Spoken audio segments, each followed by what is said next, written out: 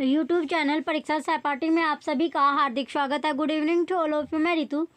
चलिए, हम जो अपनी तैयारी कर रहे हैं सीटेट के पेपर फर्स्ट की मैथ की हम तैयारी कर रहे हैं, प्रैक्टिस अपने कर रहे हैं एक एक क्वेश्चन। चलिए, इसमें मैथ की प्रैक्टिस हम करें। पहला क्वेश्चन आपका आता है आज का कि एक पुस्तकालय में 5690 पुस्तकें हैं। सोमवार के दिन विद्यार्थियों को 425 पुस्तकें पढ़ने के लिए दी गई और उसी दिन 273 नई किताबें पुस्तकालय में जमा की गई। तो पुस्तकालय में अब कितनी पुस्तक है? जो पुस्तकालय है, जो लाइब्रेरी है, उसमें अब कितनी बुक्स होगी? तो बताना है आपको कितनी पुस्तक होगी। तो देखिए, तो पुस्तकालय में कुल पुस्तकों की संख्या कितनी है, यानी टोटल जो बुक्स है, कुल पुस्तकें कितनी है? कुल पुस्तकें, तो कुल जो पुस्तकें होगी वो आपकी होगी 5690। ठीक है। इसके बाद है सोमवार के दिन विद्यार्थियों को 425, यानी सोमवार के दिन जो विद्यार्थी को पढ़ने के लिए जो पुस्तक दी, तो सोमवार के दिन पढ़ने के लिए जो पुस्तकें मिली, तो सोमवार के दिन पढ़ने के लिए जो पुस्तकें मिली वो कितनी थी? 425 दी गई और उसी दिन 273 नई किताबें पुस्तकालय में जमा की गई। तो सोमवार के दिन ही जो बची पुस्तकें, जो नई पुस्तकें आपकी थी, नई पुस्तकें जमा की गई, नई पुस्तकें। तो इसमें आपको क्या करना है, यानी 5690 में से जैसे ही हम जो बची, तो इसमें सबसे पहले हम निकालते हैं।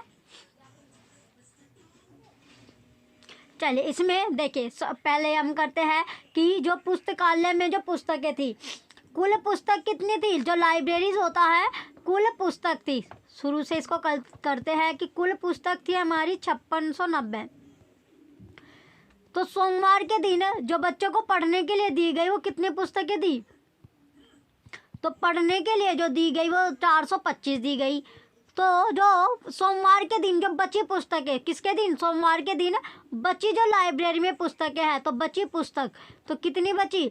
5690 में से हम 425 को माइनस करेंगे। तो 425 को जब माइनस कर देंगे तो कितना आपका बचेगा? ये बचता है 5265।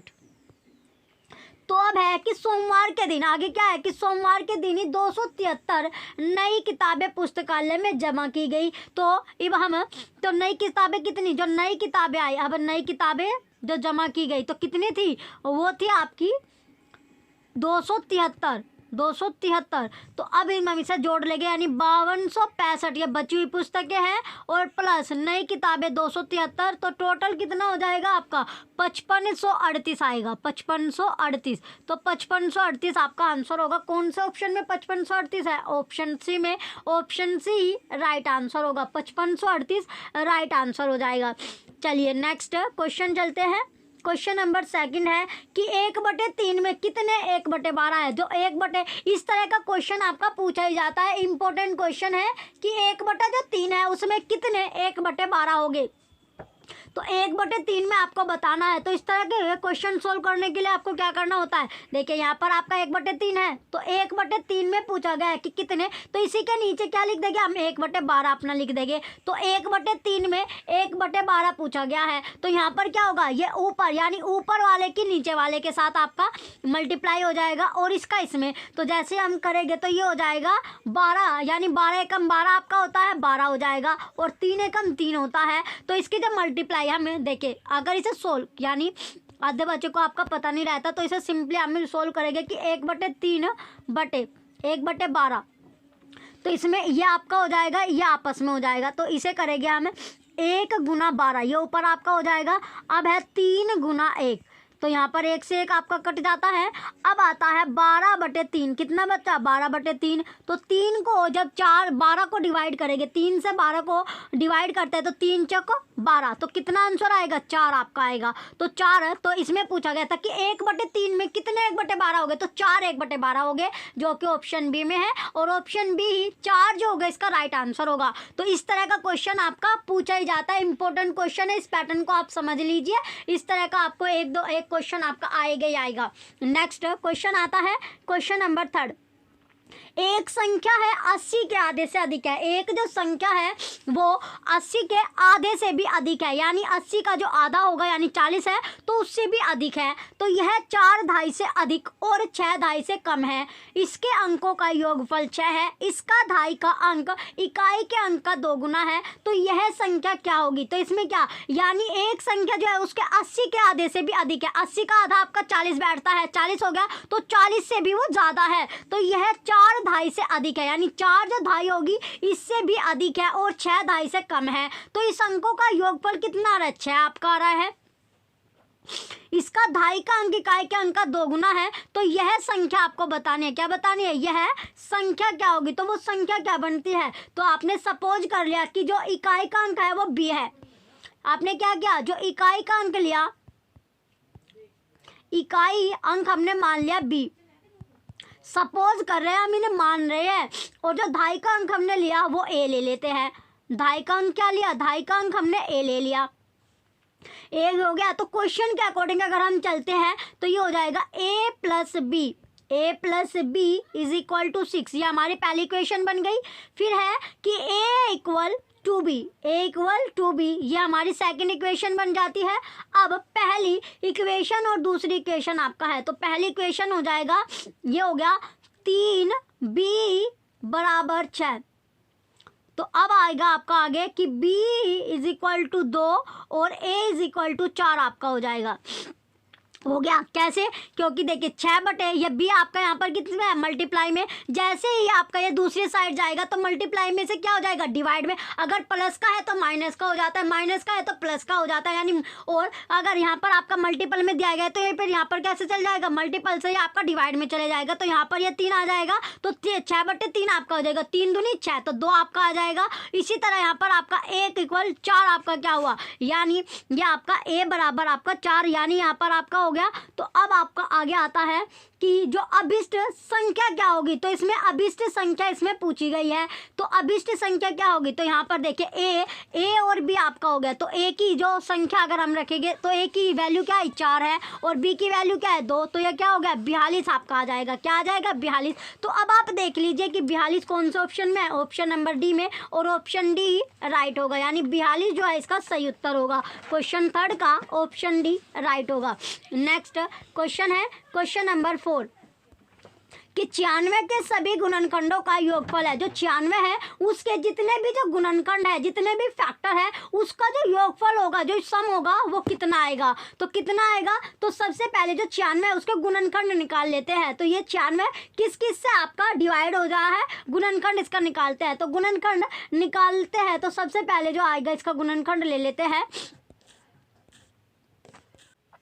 चलिए 96 के जितने भी गुणनखंड है उसका जो योगफल होगा वो कर लेते हैं, तो योगफल अगर हम करेंगे तो ये हो जाएगा 2 गुना 2 गुना 2 गुना 2 गुना 2 गुना 3, तो कितना आया, ये आपका आता है कि 2 की घात कितनी, यानी 2 की घात हो जाएगी 5 और गुना आपका आ जाएगा 3, 2 की जो पावर हुई 5 हुई 3, तो ये आपका आ गया। तो अब 96 के जितने भी गुणनखंड का अब हमें क्या करना है, जो गुणनखंड आए हैं इनका योगफल कर लेते हैं, तो 96 के गुणनखंड का योगफल, जो गुणनखंड आए हैं उनका योग कर लेते हैं, तो योगफल यानी इनको जोड़ लेते हैं, तो योगफल अगर हम करते हैं तो ये आपका हो जाएगा 2 की जो वैल्यू है वो 0 है, यानी 2 की पावर 1 प्लस 2 की पावर 1 प्लस 2 की पावर 2 2 की पावर 3 प्लस 2 की पावर 4 प्लस 2 की पावर 5 गुना, ये आपका हो गया। अब हम आगे करते हैं, इसके बाद आगे की गुना 3 की पावर 0 प्लस 3 की पावर 1 आपका हो जाएगा, ये हो गया, ये आपका आता है। अब आएगा आगे कि ये हमने जोड़ लेते हैं इसका आगे कि ये हो जाएगा 1 plus 2 plus 4 plus 8 plus 16 plus 32 गुना 4 आपका हो जाएगा, क्या हो जाएगा 4 हो गया, ये आपका हो गया गुना 4। तो अब आपका जो आंसर आएगा ये आता है 252, कितना आंसर आया 252 आपका आएगा, तो आंसर कितना आया 200।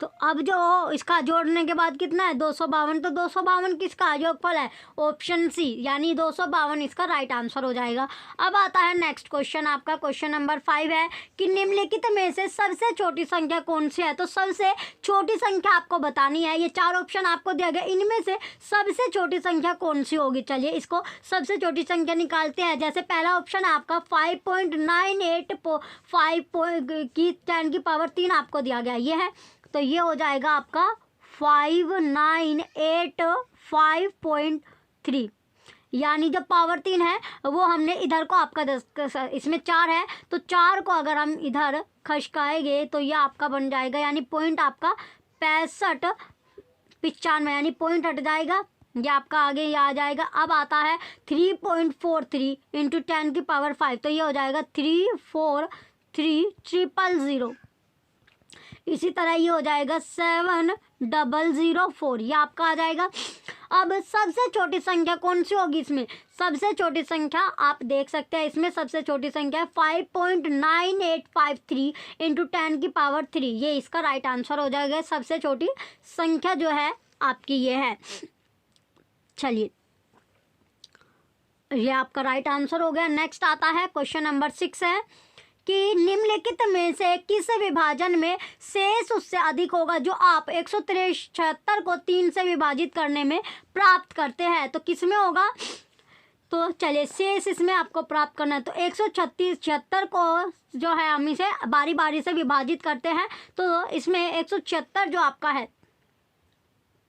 3 से 176 को हम इसे विभाजित करेंगे, तो ये कितना 3 पंजे 15 आपका हो जाएगा। देन आपका जो रिमाइंडर बचा 2, फिर आपका 6, यानी 3 छंग 18, ये आपका 3 सत्ते 21 3 अट्ठे 24 आपका हो जाएगा, ये हो जाएगा 3 अट्ठे 24। 2 आपका रिमाइंडर बचता है, 2 क्या बच गया शेष आपका बच गया। तो अब इसे जो रिमाइंडर है यानी 100 ये आपका है, इसी तरह हमें इसे करना है। तो 2 रिमाइंडर आपका बच गया,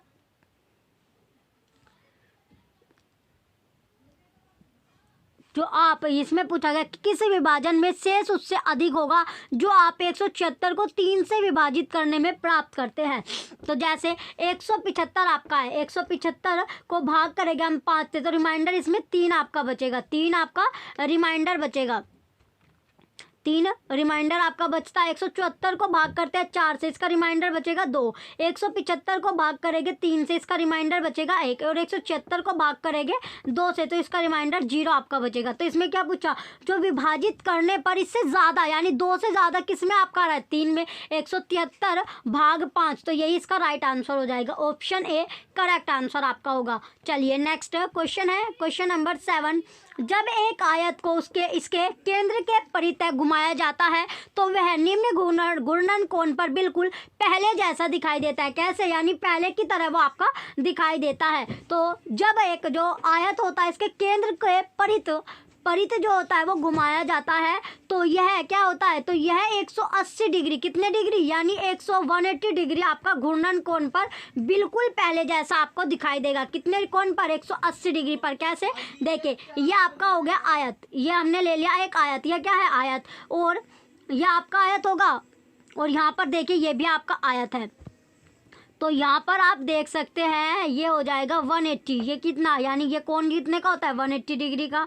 तो कितने पर दिखाई दे रहा है 180 यानी 180 डिग्री पर, और 180 डिग्री का है ऑप्शन सी आपका राइट होगा, 180 डिग्री यानी ऑप्शन सी करेक्ट आंसर आपका होगा। नेक्स्ट आता है क्वेश्चन नंबर 8, एक समचतुर्भुज की कितनी सममित रेखाएं होती है। जो समचतुर्भुज आपका होता है, जो रोम्बस आपका होता है, क्या होता है समचतुर्भुज होता है रोम्बस, तो रोम्बस की कितनी सिमेट्री होती है, तो इसमें सिमेट्री पूछी गई है। तो सिमेट्री आपकी है कि कितनी सिमेट्री लाइंस होती है रोम्बस की, तो कितनी होगी, तो रोम्बस जो होता है, तो रोम्बस जो होता है उसमें कितनी रेखा है यानी 2 सममित रेखाएं आपकी होती है, 2 सिमेट्री उसकी होती है। कितनी, 2 सिमेट्री आपकी होती है। कैसे, देखिए जो सममित रेखाएं होती है, जो सिमेट्री लाइन होती है वह लाइन वो होती है जो किसी भी यानी आकृति, जो भी आकृति होती है या फिर जो ऑब्जेक्ट होता है उसको 2 समान भागों में यानी 2 समान भागों में क्या कर देती है, जैसे विभाजित कर देती है, उसे ही सममित रेखा कहा जाता है, उसे ही सिमेट्री लाइन्स आपका कहते हैं। तो जैसे हमारी जो बॉडी है, हमारी बॉडी भी क्या है, 2 पार्ट में आपकी इक्वली डिस्ट्रीब्यूट आपकी हो जाएगी। तो 2 पार्ट में आपकी डिस्ट्रीब्यूट आपकी हो जाएगी। तो इसी तरह जो सममित रेखा आपका है, तो सिमेट्री जो लाइंस होते हैं तो 2 पार्ट में आपका डिवाइड कर देगी। जैसे कोई भी आपने जो चतुर या आप आयत ले सकते हैं, क्या ले लिया हमने, आयत अपना ले लिया। तो आयत ले लिया, इसे देखिए 2 जो सिमेट्री लाइन जो है दोनों को क्या करे, यानी 2 पार्ट में इसको डिवाइड कर रही है। 2 सममित रेखा है आपकी, ये क्या है, 2 सममित रेखा है आपकी, है क्या है, 2 सममित रेखा। तो कितनी रेखा इसमें आई, 2। तो इसका राइट आंसर हो जाएगा ऑप्शन बी, 2 इसका करेक्ट आंसर है। नेक्स्ट आता है क्वेश्चन नंबर 9। मेधा ने अपनी कॉपी में 3 कोण, मेधा जो है उसने अपनी जो नोटबुक है उसमें 3 कोण बनाए, 108 डिग्री का, 75 डिग्री और 90 रूप में मापे यानी मेजर किए। यदि वह इन कोणों को निम्न रूप से कम में वर्गीकृत करती है, क्लासिफाइड करती है, तो वह निम्नलिखित में से कौन सा सही होगा। तो जो सही होगा वो कौन सा होगा। तो पहला पॉइंट आता है अधिक कोण, न्यून कोण और समकोण। सेकंड ऑप्शन है न्यून कोण, अधिक कोण, समकोण। सी ऑप्शन है अधिक कोण, संपूरक कोण, समकोण। ऑप्शन डी संपूरक कोण, न्यून कोण और समकोण। तो इसमें जो न्यून कोण होता है, न्यून कोण जो आपका होता है, यानी न्यून कोण कौन सा होता है, एक्यूट एंगल। जो एक्यूट एंगल आपका होता है उस कोण का, यानी उस एंगल का जो मान होता है, एंगल का यानी न्यून कोण का, यह आपका न्यून कोण है, इसका जो मान होगा वो 0 डिग्री आपका होता है। कोण का जो मान होगा वो 0 डिग्री से अधिक, यानी 0 से ज़्यादा और 90 से क्या होता है, कम आपका होता है। 0 से ज़्यादा होगा और 90 से कम होता है। तो ये आपका हो जाएगा 0 डिग्री और 90 से क्या रहता है, कम आपका रहता है।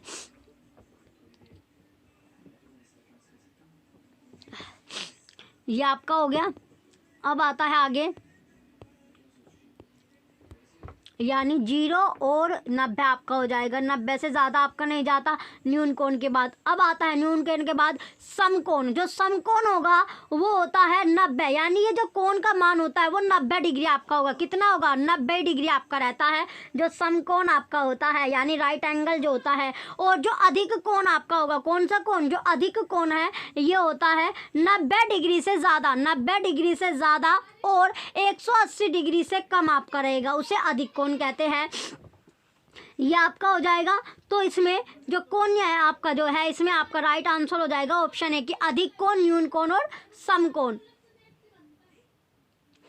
तो इसमें देखिए सबसे पहले जो 108 डिग्री आपका है, 108 डिग्री हो गया अधिक कोण, 75 डिग्री जो है ये कोण जो आपका है, और 90 डिग्री आपका समकोण आपका हो जाएगा। अब आता है ये न्यून कोण है।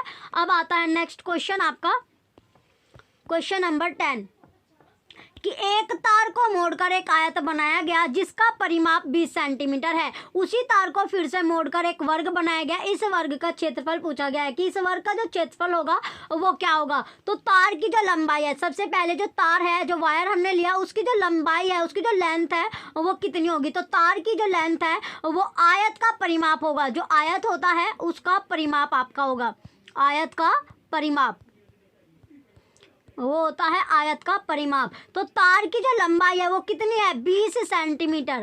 तार की लंबाई होगी 20 सेंटीमीटर और तार की जो लंबाई है वो होगा वर्ग का परिमाप। किसका, जो वर्ग होता है उसका परिमाप। तो वर्ग का परिमाप, ये हो गया वर्ग का परिमाप। तो 20 सेंटीमीटर, 20 सेंटीमीटर इक्वल वर्ग का जो परिमाप आया वो होता है 4, यानी भुजा का स्क्वायर। कितना, जो भुजा है ये आपका हो गया। तो इसमें भुजा आपकी 4 भुजा। तो वर्ग की भुजा क्या है, वर्ग की जो भुजा होगी, वर्ग की भुजा, वर्ग की भुजा यानी ए बराबर आपका हो जाएगा 5 सेंटीमीटर। कितने सेंटीमीटर, 5 सेंटीमीटर। तो अब आता है, अब निकालते हैं वर्ग का क्षेत्रफल। जो वर्ग का क्षेत्रफल निकालेंगे, वर्ग का जो क्षेत्रफल होता है वो होता है भुजा का स्क्वायर। भुजा का स्क्वायर जो होगा ये होता है। तो ये हो गया 5 का, जब हम स्क्वायर करेंगे तो 5 पंजे 25, 25 सेंटीमीटर स्क्वायर आपका होगा। कितना, 25 सेंटीमीटर स्क्वायर। तो राइट आंसर क्या हो जाएगा, option number B, 25 centimetre square इसका राइट आंसर होगा। क्वेश्चन 10 का ऑप्शन बी राइट होगा। अब आता है नेक्स्ट क्वेश्चन आपका, क्वेश्चन नंबर 11, तो जो तालिका आपको दी गई है, ये आपको टेबल दी गई है, तो इसमें स्टेशन दिया गया है जिसमें पटना से प्रस्थान करती है कोलकाता, फिर इसका आगमन होता है अगले दिन। तो इसमें टाइम आपका दिया गया है, रेलगाड़ी फर्स्ट सेकंड थर्ड है, इसका टाइमिंग दिया गया है। तो इसमें कौन सी रेलगाड़ी पटना से कोलकाता पहुंचने में सबसे कम समय लेती है, तो कौन सी रेलगाड़ी लेगी, चले रेलगाड़ी जो फर्स्ट है, इसने पटना से कोलकाता पहुंचने में जो इसे लगा, यानी समय कितना 17:42 पर ये चलती है और 3:32 पर आपकी इसका अगले जो दिन होता है आगमन होता है। तो कितना समय लिया इसने, टोटल जो समय इनके बीच का लगा वो है 9 घंटे। कितने घंटे, 9 घंटा। ये हो जाएगा कि 9 आवर 50 मिनट। कितनी मिनट, 50 मिनट। अब आता है दूसरा जो 20:45 से 5:15, तो इसने जो बीच का जो टाइम हुआ वो कितना हो जाएगा, 8 घंटे सॉरी 8 घंटे 30 मिनट लेती है। अब है इन दोनों रेलगाड़ी 3 के बीच का जो डिफरेंस है, इसने लिया 9 घंटे 45 मिनट। ये हो गया।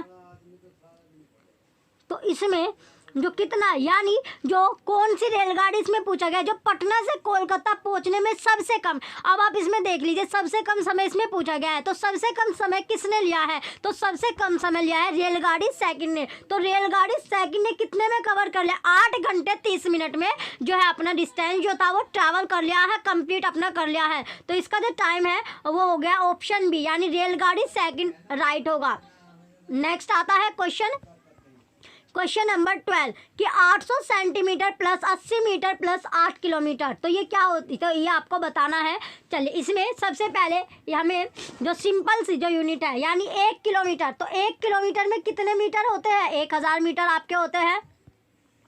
और 1 मीटर में कितने सेंटीमीटर हो गए, 100 सेंटीमीटर आपके होते हैं। 1 मीटर में 100 सेंटीमीटर रहते हैं। तो क्वेश्चन के अकॉर्डिंग अगर हम चलते हैं तो ये हो जाएगा 800 सेंटीमीटर। कितने, 800 centimetre plus 80 metre plus 8 kilometre आपको दिया गया है। तो अब इसे जब हम इसे करेंगे तो ये हो जाएगा आपका 8 metre. 8 metre plus 80 metre plus 8000 metre. तो हमने सबको क्या कर लिया, सबको मीटर में कर लिया। तो मीटर में अगर हम करेंगे तो ये हमारा हो जाएगा, चलिए ये 8 किलोमीटर आपका था, ये सबको हमने इसमें मीटर में कन्वर्ट कर लिया। तो मीटर में कन्वर्ट के बाद आपका आ गया। अब आता है आगे कि इसे टोटल करने के बाद, क्योंकि एक किलोमीटर में 1000 होते हैं और एक जो मीटर है उसमें 100 सेंटीमीटर आपके होते हैं। 1 मीटर में 100 सेंटीमीटर आपके रहेगी। तो ये मीटर में करेंगे तो 8 मीटर आपका हो गया। ये 80 था, ये था आपका 80 मीटर। कितने मीटर, 80 मीटर। तो 80 मीटर हमने, ये आपका हो जाएगा, ये मीटर में था तो ये मीटर का एज इट इज रहेगा। फिर आपका 8 किलोमीटर, तो 1 किलोमीटर में 1000 मीटर होता है, तो ये हो जाएगा 8000 मीटर। अब इन तीनों को जोड़ना है, ऐड करना है, तो ये हो जाएगा आपका 8088 मीटर।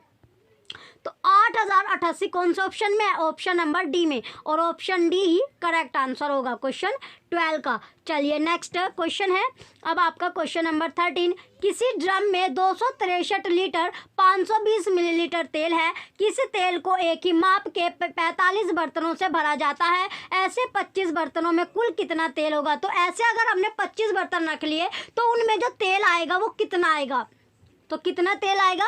सबसे पहले कि 1 लीटर, यानी 1 लीटर बराबर होता है 1000 मिलीलीटर। 1 लीटर में कितना, यानी 1000 मिलीलीटर आता है। तो 263 लीटर में कितना आएगा, ये हो जाएगा 263 और इसमें 1000 आपका लग जाएगा, ये हो गया मिलीलीटर। अब इनको जोड़ लो, यानी 263,000 मिलीलीटर में 520 मिलीलीटर आपको ऐड करना है। यानी इसमें कितना, यानी 520 हमने और जोड़ लिया, तो ये जो टोटल बैठ जाएगा ये होगा 520 आपका आ जाएगा मिलीलीटर। अब है एक बर्तन की जो धारिता होती है, तो एक बर्तन जो आपका है, अब हम एक बर्तन में कितना आएगा, एक बर्तन में आएगा यानी 63 35 20 ml, यानी 45 आपका था, तो इसे डिवाइड कर लेंगे, ये हो जाएगा आपका 58 56 ml। तो 25 बर्तन का हमें निकालना है। कितने बर्तन का, 25 बर्तन का। तो जैसे ही हम 25 बर्तन का निकालेंगे तो 25 बर्तन का निकालने के लिए क्या करना होगा, ये हमारा जो आया है 58 56 ml, इसमें 25 को मल्टीप्लाई कर देंगे तो मल्टीप्लाई करके अब हमारा आंसर आता है, यह आएगा अब हमारा आंसर 1,40,400, 1,40,400 ml, यह आपका आएगा। अब 25 बर्तन में कुल तेल की धारिता हमें ज्ञात करनी है, तो 25 बर्तन में तेल की धारिता ज्ञात करनी है, तो 25 जो बर्तन है इसमें तेल की जो धारिता होगी वो कितनी होगी, तो ये आपका जो 1,40,400 आया, 1,40,400, इसको 1000 से डिवाइड कर देना है, किससे, 1000 से। तो जैसे ही 1000 से डिवाइड करोगे तो ये आपका आ जाएगा, ये आपका आएगा 140.4 लीटर। तो 140.4 कौन सा ऑप्शन में, ऑप्शन बी में, और ऑप्शन बी ही राइट आंसर होगा। चलिए नेक्स्ट, अब आता है नेक्स्ट क्वेश्चन, क्वेश्चन नंबर 14 कि मसाले की मूल्य, जो मसाले हैं तो उनकी जो मूल्य सूची आपको नीचे दी गई है। तो मसाला जैसे आपका है स्पाइसेस जो होते हैं और इनका मूल्य प्रति आपको किलोग्राम में दिया गया है। जैसे धनिया होता है, जो कोरिएंडर होता है वो 270 रुपये किलो आपका है। लौंग जो होती है, जो क्लोव्स होती है, ये 550 रुपये किलो है। क्यूमिन यानी जीरा 190 रुपये किलो, और इलायची जो होती है कार्डेमन, ये आपकी 950 रुपये किलो, 950 रुपये किलो। और ब्लैक पेपर जो काली मिर्च आपकी होती है ये 480 रुपये किलो है। अब इसमें क्वेश्चन में पूछा गया कि कौन सा इसमें से सही है, तो इनमें से कौन सा, या नीचे आपको ऑप्शन आपको दिए गए हैं कि कौन सा सही होगा। तो प्रति किलोग्राम इलायची का मूल्य जीरो के मूल्य का 5 गुना है। प्रति किलोग्राम धनिया का मूल्य लौंग के मूल्य का लगभग आधा है। प्रति किलोग्राम लौंग का जो मूल्य जीरो के मूल्य का पूरा 3 गुना है, यह आपका सही है। प्रति किलोग्राम लौंग काली मिर्च से केवल ₹70 महंगी है, यह आपका गलत। तो राइट आंसर क्या होगा इसमें, राइट आंसर आपका कैसे, तो इसमें यानी किलोग्राम जो लौंग का जो मूल्य है वो जीरा के मूल्य का पूरा 3 गुना आपका है। जैसे पहले ऑप्शन में तो इलायची का जो मूल्य है वो जीरा के मूल्य का 5 गुना है। तो इलायची का मूल्य क्या देखा, देखिए अब क्यों आया ये, यहाँ पर देखिए आप, तो इलायची का मूल्य कितना है 950, तो 950 इलायची का होगा। और जीरे का जो मूल्य है वो देखिए 190, तो जब हम 190 आपका हो गया, तो 100 जीरे का जो मूल्य है वो 190, इसकी 5 से गुना कर दे, 5 गुना है तो ये कितना आ जाएगा 950 आपका आ जाएगा, जो कि सत्य है। और क्वेश्चन में क्या पूछा गया है, जो सही नहीं आपका है, तो सही क्या, तो ये आपका सही हो गया। अब आता है अगला, अगले क्वेश्चन था, ये भी आपका सही है। दूसरे में था कि धनिया का जो मूल्य है वो 270 आपका दिया गया है, और जो लौंग का मूल्य है वो 550 है, किसका, यानी डबल आपका। तो धनिया का मूल्य लौंग के मूल्य के डबल है, तो बिल्कुल ये आपका देखते हैं, तो ये आपका हो जाएगा। तो 550 की अगर हम 2 से डिवाइड कर देंगे तो कितना आएगा, ये आपका आएगा 275, यानी ये लगभग क्या है, लगभग जो है वो जो धनिया आपका जो लौंग है उसके मूल्य के आपका, यानी धनिया के मूल्य के आधा ही आपका है, ये भी आपका सही है। तीसरी स्टेटमेंट थी, लौंग का मूल्य आपका 550 है, जीरे का मूल्य 190 है, तो ये आपका था कि 550, यानी जो लौंग का जो जीरे का मूल्य है वो 3 गुना है। तो 190 की जब हम 3 में गुना करते हैं ये कितना आएगा 570, तो क्या है सही आपका नहीं है, ये क्या है सही आपका नहीं होगा, तो यही आपका राइट था। अब है आपका अगला जो स्टेटमेंट थी कि लौंग का मूल्य किसका, जो लौंग आपने ली थी क्लोव्स उसका मूल्य 550 है, काली मिर्च का 480 है। तो जब हम 580 में से 480 माइनस कर देंगे, 550 आपका है, सॉरी ये आपका 550 है, ये 550 में से जब हम 480 माइनस करेंगे तो कितना आएगा 70, तो ये भी विकल्प आपका सही है। जो सही नहीं है वो इसमें पूछा गया था, तो वो ऑप्शन सी आपका था। अब चलते हैं नेक्स्ट क्वेश्चन की ओर, कि निम्नलिखित जो पैटर्न का आपको ध्यान रखना है, जो पैटर्न आपको दिया गया इसका अध्ययन आपको करना है। अध्ययन कैसे, यानी 1 की गुना 1 में करी, किसमें 1 की गुना अगर 1 में करते 1, 11 की गुना 11 में करते 121, ये 111 की मल्टीप्लाई 111 से करता है, तो 1 2 3 2 1 आपका आ जाएगा। इसी तरह आगे आपका दिया गया है, तो ये आपको, तो ये भी क्वेश्चन आपका इम्पोर्टेंट है, इस तरह का क्वेश्चन भी आपको मिलता है। तो इस तरह अगर आपको मिलता है तो देखिए यहाँ पर क्या होगा,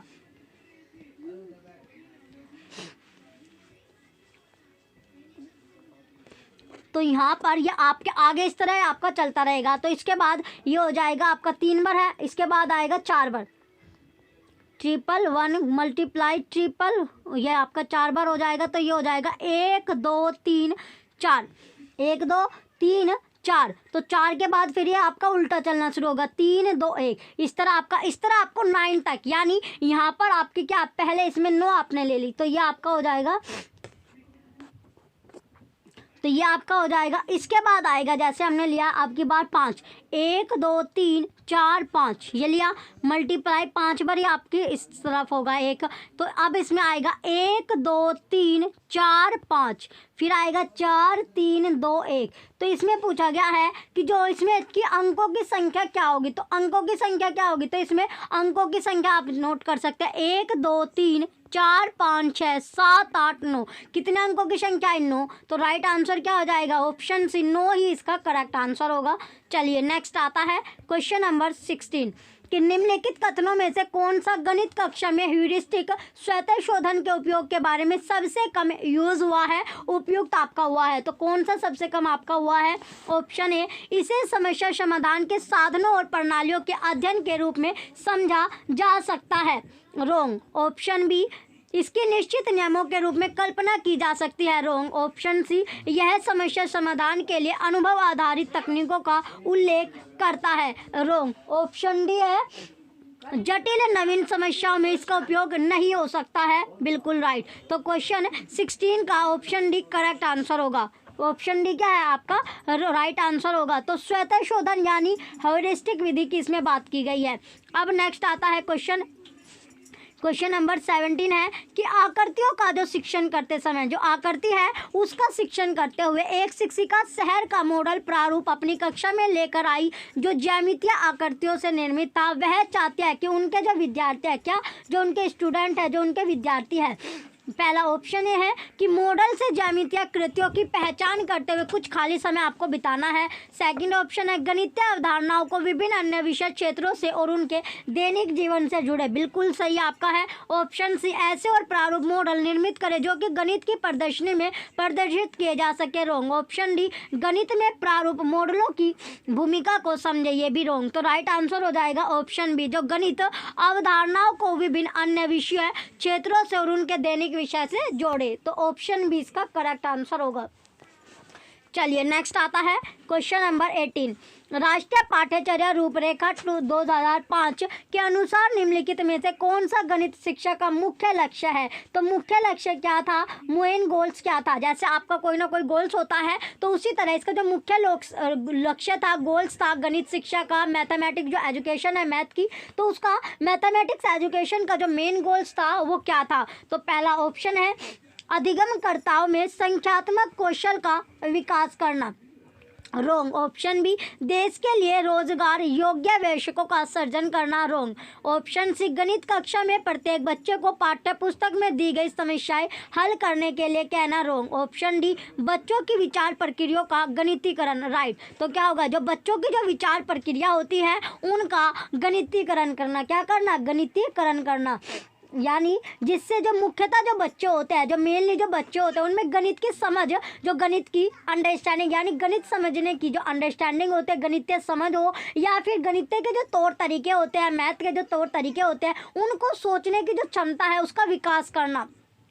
अब आता है नेक्स्ट क्वेश्चन 9 कि गणित की एक शिक्षिका सुश्री स्वामी के लिए अधिगमकर्ताओं में आलोचनात्मक चिंतन के कौशल को बढ़ावा देने के लिए निम्नलिखित में से कौन सा अपनी कक्षाई परिचर्चा में शामिल करना सबसे उपयुक्त है। तो क्या सबसे उपयुक्त होगा, ऑप्शन ए, 25 और 30 के बीच की सभी अभाज्य संख्याओं को सूचीबद्ध आपको करना है, ऑप्शन बी ये रोंग है। ऑप्शन बी 27 + 21 का परिकलन करें, रोंग। ऑप्शन थर्ड 18 सेंटीमीटर स्क्वायर क्षेत्रफल वाले सभी संभव आयत बनाए, बिल्कुल सही आपका है।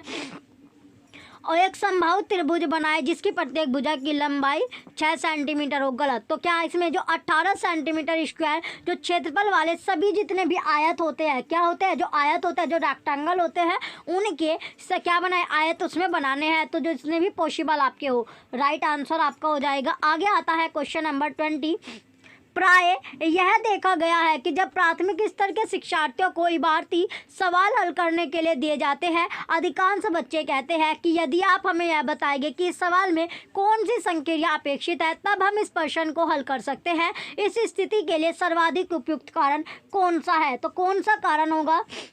ऑप्शन ए कि बच्चों को गणितीय भाषा बहुत तकनीकी परिभाषिक प्राविधिक लगती है, जिसको उनके दिन प्रतिदिन के जीवन की भाषा के माध्यम से सुदृढ़ नहीं किया जा सकता। बिल्कुल सही आपका है ऑप्शन बी। आमतौर पर इबारती सवाल प्राथमिक स्तर के शिक्षार्थियों द्वारा हल करने के लिए बहुत ही कठिन होते हैं। रॉन्ग। नेक्स्ट ऑप्शन है ऑप्शन नंबर सी, सामान्य बच्चे इबारती सवाल हल करने के लिए तरह तरह के बहाने बनाते हैं। रॉन्ग। ऑप्शन डी, जो बच्चे अंग्रेजी भाषा में कमजोर है, केवल उन्हीं बच्चों को इबारती सवाल करने में इस तरह की कठिनाई होती है। रोंग।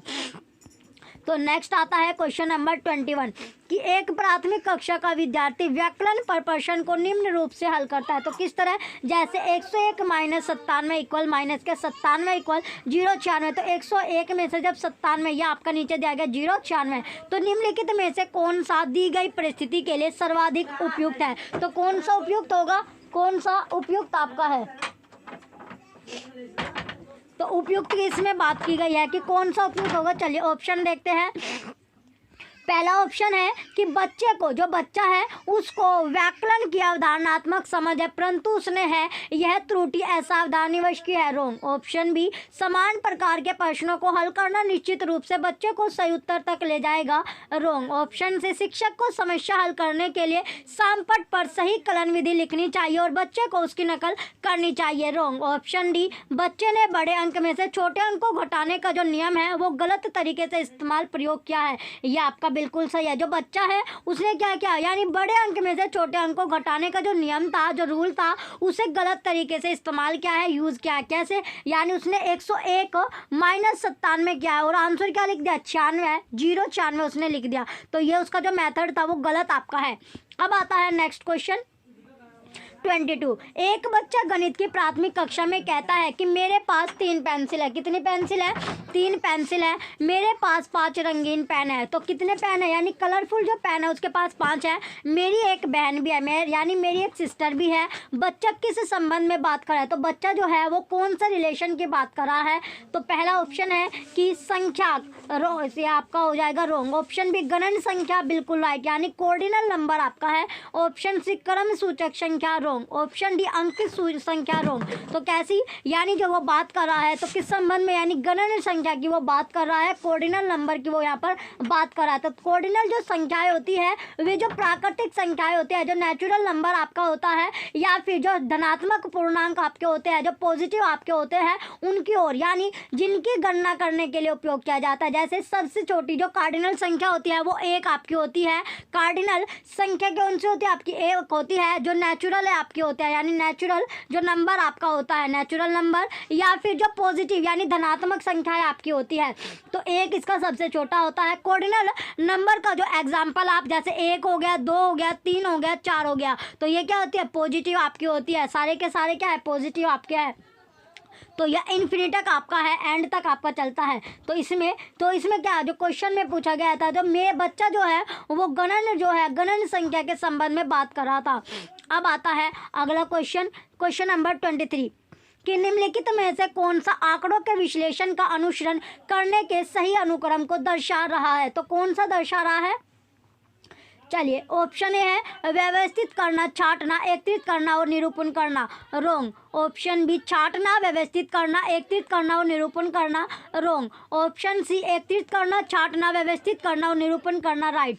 ऑप्शन डी, निरूपण करना, व्यवस्थित करना, छांटना और एकत्रित करना। रोंग। तो राइट आंसर हो जाएगा इसका ऑप्शन सी, किसी भी चीज़ को एकत्रित करना, छांटना या व्यवस्थित करना और निरूपण करना। तो विश्लेषण यानी क्या कर रहे हैं? यानी एनालिसिस जब इसका करेंगे तो एनालिसिस का मीनिंग क्या होता है, अर्थ क्या होता है? कोई भी वस्तु हो या फिर कोई भी समस्या आपका हो तो उसका अवलोकन करना, उसको ऑब्जर्व करना, उस छोटे छोटे जो टुकड़े होते हैं, छोटे छोटे जो पीसेस होते हैं, जैसे हम खाना खाते हैं, जब हम जो अपना खाना है वो जो रोटी होते हैं उसको पीसेस में डिवाइडेड करते हैं। तो पीसेस में जब हम उसको डिवाइजन कर लेते हैं, डिवाइड करने के बाद छोटे छोटे पीस करके हम उसको चबाते हैं, खाते हैं। तो उसी तरह जब हमें किसी चीज़ का अवलोकन करना होता है, कोई भी प्रॉब्लम होता है, तो उसके छोटे छोटे टुकड़ों में उसे विभाजित कर जो वो वस्तु होती है या फिर जो समस्या उसकी जानकारी हम क्या करते हैं, प्राप्त करते हैं तो फिर जो जानकारी होते हैं वो हमें प्राप्त हो जाते हैं। तो आंकड़ों का जो विश्लेषण होता है उसका अनुसरण करने के लिए क्या करना पड़ता है हमें, जो आंकड़े होते हैं, जो हमने आंकड़े लिए हैं, जो आंकड़े होते हैं उसको एकत्रित करते हैं, आंकड़ों को क्या करते हैं, एकत्रित करते हैं, इकट्ठा करते हैं, फिर उसको छांटते हैं, फिर उसका क्या करते हैं, उसको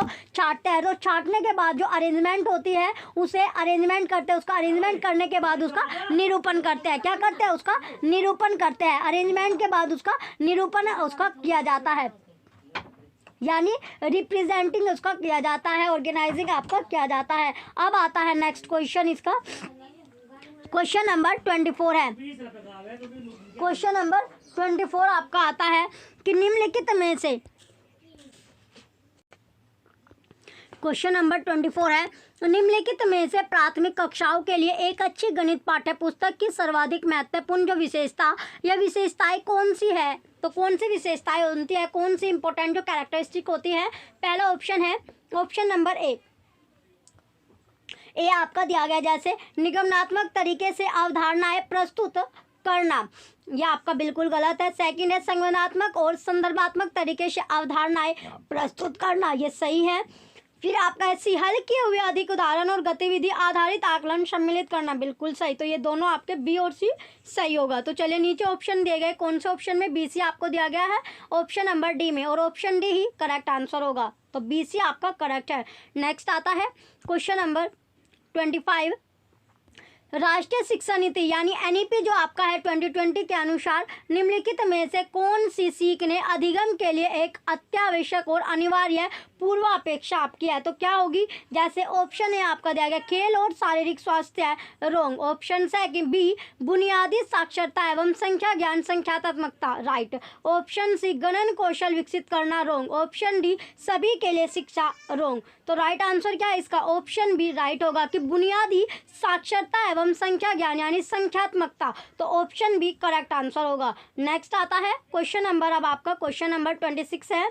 जैसे गणित है, गणित जो होता है उसमें बच्चों का जो विवेचन और तार्किक चिंतन जो होता है, योग्यताओं को विकसित करने के लिए निम्नलिखित में से कौन सा सर्वाधिक उपयुक्त है। तो सबसे इंपॉर्टेंट कौन सा होगा, तो ऑप्शन ए जैसे बंद सिरे वाले प्रश्नों का उपयोग, रॉन्ग। ऑप्शन बी मानक कलन विधि का उपयोग, रॉन्ग। ऑप्शन सी सूत्रों तथ्यों और पहाड़ों को स्मरण करना, रॉन्ग। ऑप्शन डी खुले सिरे वाले मुक्तोत्तर प्रश्नों का उपयोग, बिल्कुल राइट। तो राइट आंसर हो जाएगा ऑप्शन डी। क्वेश्चन इसका राइट आंसर क्या है आपका, ऑप्शन डी आपका राइट होगा। आगे आता है क्वेश्चन नंबर 27 कि नीचे दो पूर्व सेवा प्रशिक्षणार्थियों की गणित के अपने स्कूली अनुभव के बारे में हो रहे संवाद का आपको उल्लेख दिया गया है। तो उल्लेख आपको दिया गया, जैसे ए आता है अपने विद्यालय जीवन में मैं गणित में बहुत अच्छी थी, पर अब मुझे यह विषय पढ़ाने में कुछ डर सा लग रहा है, क्योंकि मुझे डर लगता है कि मैंने जो कुछ भी सीखा था उसका बहुत कुछ मैं भूल गई हूँ। बी है कि मैंने तो अपनी परीक्षा कुछ नियमों तथ्यों और प्रक्रियाओं को याद करके पास की है। ऊपर दिए गए संवाद के बारे में निम्नलिखित में से सर्वाधिक उपयुक्त क्या होगा। तो सबसे उपयुक्त क्या है आपका, चलिए अब इसके ऑप्शन देखते हैं कि उपयुक्त क्या होगा। जैसे दोनों ही अपने बचपन में गणित के प्रति बहुत लापरवाह रहे हैं, या आपका बहुत क्या रहे हैं, लापरवाह आपके रहे हैं, रॉन्ग। सेकंड है कि दोनों ने ही गणित के प्रति अपने भय को दूर किया है, यानी गणित से जैसे डर लगता है तो उस भय को, यानी जो फियर था, जो डर था, उसको दूर कर दिया, रॉन्ग। और थर्ड है ऑप्शन कि दोनों को ही अपने बचपन में बिना समझ बनाए रटकर सीखने के लिए प्रोत्साहित किया गया था। जैसे आपको क्या करते हो, आप जो स्कूल के टाइम पे क्या था कि आप जो चीज़ आपको दी जाए उसे रटते थे, और रट के उसको यानी इनकरेज किया जाता था, यानी रटना जो था आपका, यानी वो आपका था। तो इसमें आपका ऑप्शन सी करेक्ट होगा। डी आपका है कि एक गणित की अच्छी या अच्छा अध्यापिका या अध्यापक बनने योग्य नहीं है, परंतु बी अच्छा या अच्छी अध्यापिका या अध्यापक बनने योग्य है क्योंकि उसने परीक्षा में बेहतर प्रदर्शन किया है, रॉन्ग। तो इसमें सही क्या होगा, जो दोनों बच्चे थे तो उन्होंने बचपन में जब उनका चाइल्डहुड टाइम था उसमें क्या किया, उन्होंने रटकर चीज़ें याद की, यानी रटकर चीज़ों को याद करने को क्या किया गया, उन्हें इनकरेज किया गया, उनके लिए उन्हें प्रोत्साहित किया गया। ऑप्शन सी करेक्ट होगा। आगे आता है क्वेश्चन नंबर 28। क्वेश्चन है 28 की राष्ट्रीय पाठ्यचर्या रूपरेखा 2005 के अनुसार निम्नलिखित में से कौन सी बाल केंद्रित गणित कक्षा की एक विशेषता है। तो गणित जो शिक्षा है, कक्षा है, उसकी जो विशेषता होती है वो क्या आपकी होगी। ऑप्शन ए शिक्षक आयत के क्षेत्रफल पर एक गतिविधि का प्रदर्शन कर रहा है और उस दौरान शिक्षार्थी उसे शांति से सुन और देख रहे हैं, रॉन्ग। ऑप्शन बी शिक्षक कक्षा में विद्यार्थियों के लिए विभिन्न प्रकार की मूर्त सामग्री और हस्तकौशल सामग्री लाता है ताकि वे उनका उपयोग संख्या कक्षाओं में विभिन्न अन्वेषणों के लिए कर सके। राइट। ऑप्शन सी, शिक्षक कक्षा में पहाड़ों का उच्चारण कर रहा है और विद्यार्थी उनको एक स्वर में दोहरा रहे हैं। रॉन्ग। ऑप्शन फोर्थ, शिक्षक श्यामपट्ट पर, शिक्षक जो है वो श्यामपट्ट पर एक आदर्श समस्या हल करता है और विद्यार्थी उस पर आधारित पाठ्य पुस्तक में दिए गए प्रश्न हल कर रहे हैं। रॉन्ग। तो राइट आंसर इसका ऑप्शन बी हो जाएगा। जो शिक्षक होता है वो कक्षा में विद्यार्थियों के लिए विभिन्न प्रकार की जो मूर्त सामग्री या फिर जो हस्तकौशल होता है, हैंड राइटिंग सामग्री लाता है हैंड रिटन में, तो वे उनका उपयोग क्या करते हैं, संख्याओं में जो विभिन्न अन्वेषण होते हैं उसके लिए करते हैं। ऑप्शन भी करेक्ट हो जाएगा। नेक्स्ट आता है क्वेश्चन नंबर 29 की राष्ट्रीय पाठ्यचर्या रूपरेखा 2005 के अनुसार एक गणित शिक्षक से अपेक्षित है। जो गणित का जो टीचर होता है तो उसके एक्सपेक्ट क्या कर सकते हैं, तो गणित के टीचर से हम एक्सपेक्टेड क्या कर सकते हैं, एनईपी 2005 के अकॉर्डिंग आपको बताना है। ऑप्शन ए, गणित कक्षा में मेधावी जो बच्चे होते हैं उनके स्तर के अनुकूलन जो चुनौतियां आते हैं, जो चैलेंजेस आते हैं उसको प्रदान करने हेतु सभी बच्चों को सहभागिता यानी जो सहभागिता होती है उसको सुनिश्चित करना चाहिए, पार्टिसिपेशन होना चाहिए। सेकंड ऑप्शन है कि ऑप्शन बी आपका ये राइट है। ऑप्शन बी है पाठ्य पुस्तक के सभी प्रश्नों को हल करना चाहिए, जितने भी जो आपके टेक्स्ट बुक में जो क्वेश्चन होते हैं उन सभी को सोल्व करना चाहिए। रॉन्ग। थर्ड ऑप्शन है प्रश्नों के ड्रिल और अभ्यास में विद्यार्थियों को संलग्न रखते हुए गणित में परिणामों को सुधारना। रॉन्ग। फोर्थ ऑप्शन है कि प्रतियोगिताओं में परीक्षाओं के लिए विद्यार्थियों को तैयार करना। रॉन्ग। तो इसमें क्या, जो गणित कक्षा में जो मेधावी जो बच्चे होते हैं उनको उनके स्तर के यानी उनके लेवल के अनुकूल ही क्या देनी चाहिए, उनको चैलेंजेस प्रदान करने चाहिए और सभी बच्चों को सहभागिता यानी पार्टिसिपेशन करने देना चाहिए। ऑप्शन ए करेक्ट हो जाएगा। नेक्स्ट क्वेश्चन है, लास्ट क्वेश्चन है, क्वेश्चन नंबर 30 कि प्राथमिक कक्षा के विद्यार्थी जो प्राथमिक कक्षा के जो गणित के शिक्षक होते हैं श्री राणा ने अपने विद्यार्थियों से निम्नलिखित प्रश्न यानी क्वेश्चन उनसे पूछा है कि 5 सैकड़े में से 5 धाइयाँ घटाइए, यानी 5 सैकड़े जो आपका होता है 5 टेंस में से आपको क्या करना है, 5 टेंस जो होता है उसमें से तो ये आपका है कि 5 सैकड़े आपका जो है इसमें से आपको सब्ट्रैक्ट करना है क्या, 5 टेंस में से 500। तो ये आपका हो जाएगा कि वो एक विद्यार्थी ने जो एक विद्यार्थी है जो स्टूडेंट है उसने तत्परता से यानी तत्परता से क्या दिया, उत्तर उसने दिया कि उत्तर जो होगा वो 0 है। निम्नलिखित में से कौन सा दी गई स्थिति के संबंध में सर्वाधिक उपयुक्त है। तो 5 सैकड़े कितना होता है, यानी जैसे आपको इकाई धाई आपको पता होता है, इकाई धाई तो धाई देखिए आपका इकाई होता है, ये आपका धाई होता है और यहाँ पर आपका सैकड़ा आता है, सैकड़ा आपका आ जाएगा यानी ये होता है वंस, वंस के बाद आता है टेंस और टेंस के बाद क्या आएगा 100। तो इसमें से क्या बोला है उसने कि 5 सैकड़े यानी 5 जो 500 में से उसने 5 टेंस को माइनस करना है। तो 500 आपका हो जाएगा, 500 में से जब 5 धाई यानी 5 टेंस को इसमें माइनस करना होगा तो उसका जो आंसर दिया बच्चे ने जल्दबाजी में क्या दे दिया, 0 आपका दे दिया। तो अब इसके ऑप्शन दिए गए कि ऑप्शन ए में दिया गया कि शिक्षक जो है उसने कक्षा के समक्ष गलत तरीके से प्रश्न प्रस्तुत किया है, जो क्वेश्चन उसने पूछा वो गलत तरीके से पूछा। रॉन्ग। सेकंड क्वेश्चन ऑप्शन है कि शिक्षक को ऐसी 10 और समस्याएं अभ्यास के लिए देनी चाहिए जब तक विद्यार्थी उसे सही से हल नहीं कर लेते, ये भी आपका रॉन्ग हो जाएगा। नेक्स्ट ऑप्शन आता है ऑप्शन नंबर सी। अगला ऑप्शन है ऑप्शन नंबर सी कि शिक्षक को समस्या को सरल करना चाहिए ताकि विद्यार्थी उसे सही से हल कर सके। रॉन्ग। ऑप्शन डी भ्रांति पहचानने के लिए शिक्षक को विद्यार्थियों से अपने उत्तर को समझाने के लिए कहना चाहिए। राइट। यह आपका राइट हो जाएगा, यानी ऑप्शन डी क्या इसका करेक्ट आंसर होगा। जो भ्रांति है तो भ्रांति को आइडेंटिफाई करने के लिए, पहचानने के लिए, जो उसे मिसकंसेप्शन हुआ है उसको पहचानने के लिए जो शिक्षक है, जो टीचर होता है उसको विद्यार्थियों से अपन जो उसने उत्तर दिया है उसको समझाने के लिए कहना चाहिए। जैसे 5 सैकड़ा, तो इसमें जो आपका 5 जो सैकड़ा था यानी 500 आपका था, वो 500 में से आपको 50 आपको घटाना था, 5 था ये आपको घटाना था, तो इसका जो आंसर आता 0 तो आपका आता नहीं, तो इसका आंसर क्या आएगा 450 आपका आएगा, 450 आपका आंसर आएगा। और जो बच्चे ने आंसर दिया था वो 0 आपका दिया था, तो उसे जो भ्रांति हुई थी, जो मिसकंसेप्शन उसे आया था, तो इसीलिए उससे जो क्वेश्चन था कि इसका आंसर 0 कैसे आया वो उससे पूछना चाहिए अंडरस्टैंडिंग के लिए। चलिए ये आपका लास्ट क्वेश्चन था। जो बच्चे चैनल पर नए हैं वो चैनल सब्सक्राइब करके रखें, वीडियो लाइक कीजिए, कमेंट कीजिए, शेयर कीजिए। Thank you.